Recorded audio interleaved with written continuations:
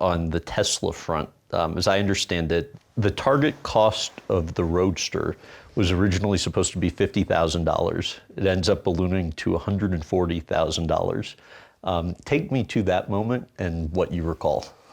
Yeah, so we had this idea, which was the right idea, but man, it was harder than we thought, was to, instead of thinking about an electric car as an entry-level car, cheap car, drive 35 miles, basically like a Toyota Camry, but worse. The way an electric motor works is it's constant torque. If you put it in the right car, like a Ferrari, for example, you will get better performance than the Ferrari engine. It'll launch like a rocket, and we had this idea to take a Lotus Elise, which is a car that was already being made, sold for $40,000, put an electric motor in it. And we wouldn't need the engine, so we were like, oh, that should be about $50K or so, and we should be able to sell it for that. We ended up having to sell them for $140,000, which was really like a go-kart. Like it was a cool go-kart, but it was a go-kart. And I'm 6'5", and I remember for 4 years, I made it my daily driver. You still have it? I still have it. And I would get in and out of that car. It felt like it was like a giraffe getting out of a cocoon. I mean, it was just so silly, but it did work.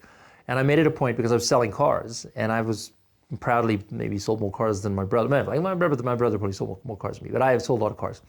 And we knew we needed to prove it. What I think was so great about the Roadster is it did actually prove it. It proved that if you took the price out of the picture, it was an amazing car. I mean, there was not a car in the world that performed better than that Roadster. You show up in that car to the coolest party in LA, you get bumped to the front of the line, they put your car right up front. It was a stunning car. I mean, the design of it was absolutely beautiful.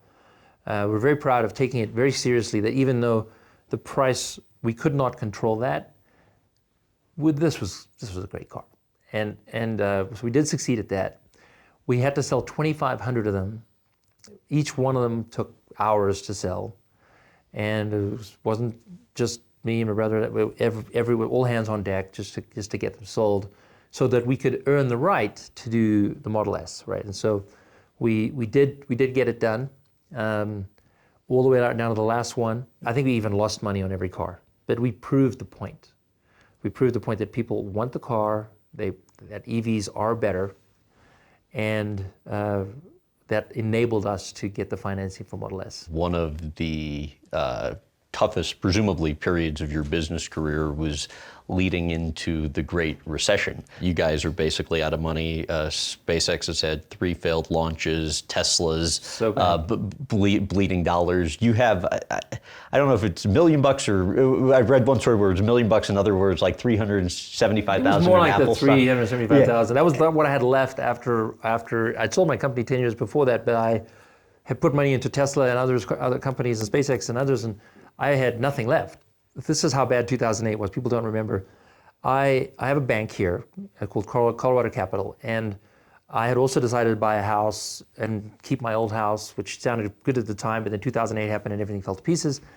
And I get a call from the bank saying, hey, you are missing your mortgage payments. We're gonna need to either force you to bankruptcy or take the houses or something like that. And so I'm having those calls happening. And then, but they knew that I had some assets, including $375,000. I had an Apple stock, which I loved Apple. And my brother called me and said, I just need your help, need whatever you got.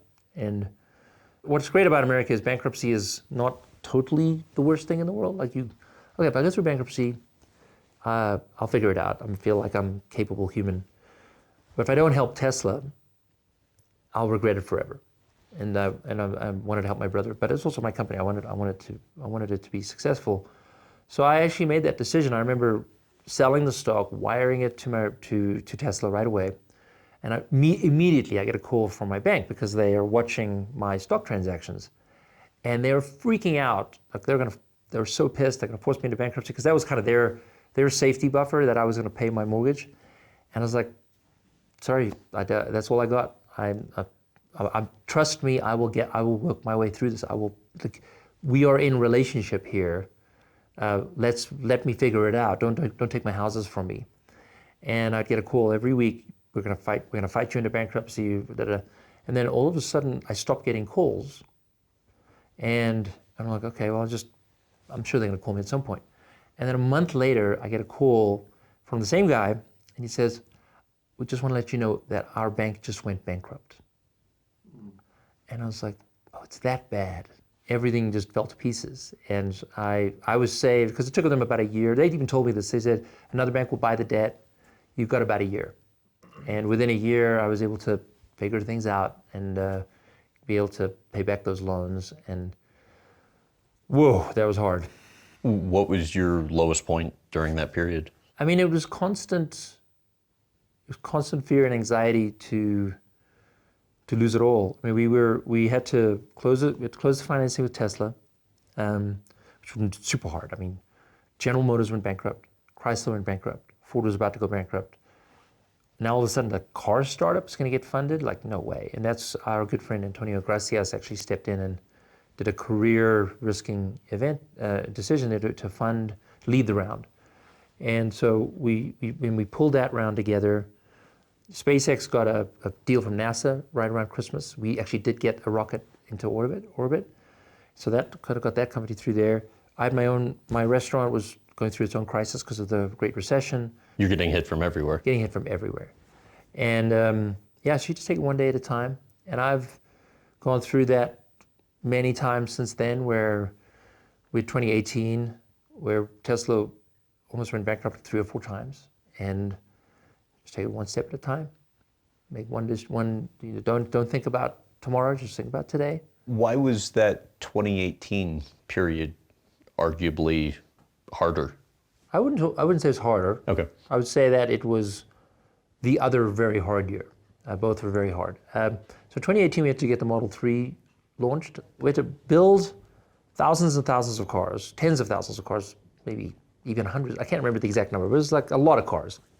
5,000 a week was basically our goal, and they just started sort of stacking up. And then we had all these naysayers that were doing drone footage of the parking lots of cars. How on earth are we going to get these cars out to customers? And we had September 30th to hit, and I'd taken over logistics, where I don't normally operate in the company, but from like July to September that year, I came in and worked in the offices and would fly to distribution centers to say, like, what's going on? Why is this one not working? There was one happening in Georgia where our cars were stuck in this truck stop in Georgia. and everyone was like coming up with excuses like this, that. And I was like, no, none of these excuses make sense. I want to talk to the guy in charge of the truck. And I called him, and this is crazy. He was going through a divorce, and he was sad. And he had parked all of his trucks in this truck stop and didn't want to work that night because he was sad. You're not just in charge of one truck, you're in charge of this fleet of semis, and we really need it. If you don't mind, I really understand the pain you're going through. I've been through divorce. Can you do this for me? And he said, okay. And at midnight, that entire fleet of trucks started moving again. And it was like that level of humanity that we went all the way down to the people driving. And then later on in the month, I was in New York, and I think we had like 10,000 cars we had to deliver in the New York area. You just physically couldn't do it. And so we had this idea to reach out to our fan base and ask them if they would deliver the cars for us. And we just had thousands of people come out of the woodwork. We just had to trust them, because if they wanted to, it's their car. They've got the paperwork, it's theirs. And it was so beautiful to ask for help, to get help in spades, and do something that was completely nonsensical. It was incredible. How satisfying was that to go through it and then I will say come the out most on the other end? satisfying moment of that whole time was, I think if I recall correctly, the last day of September was a Sunday. So it was a lot of cars, you can't deliver cars on a Sunday in many states.